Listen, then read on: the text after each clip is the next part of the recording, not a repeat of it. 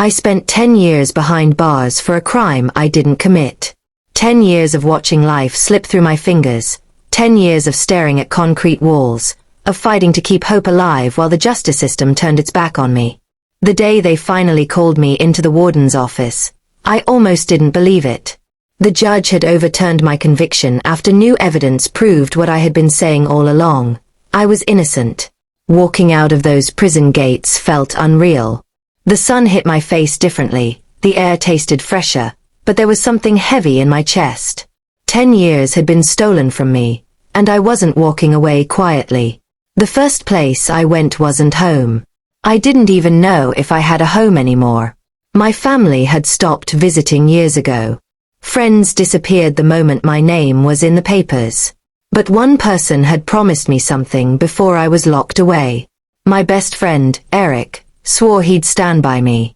He swore he'd fight for me, check in on my family, keep my life together until I returned. He looked me in the eyes the day I was sentenced and said, "Don't worry, brother. I've got you."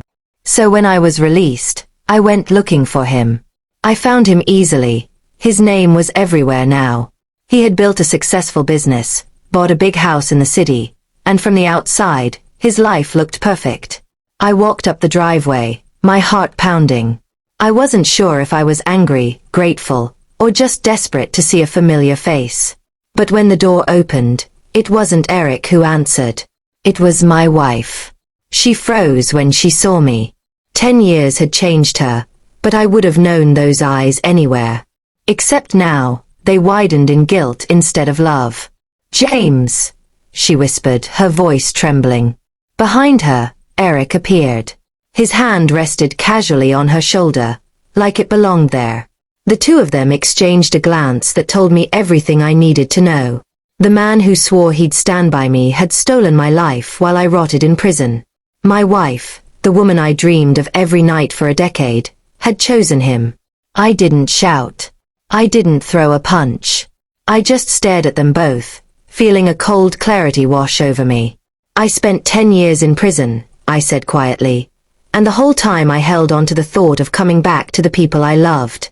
Now I see I didn't lose them in court. I lost them the moment the cell door closed." Eric stepped forward, trying to explain, but I held up my hand. "Don't. You two already made your choice. And now I'm making mine."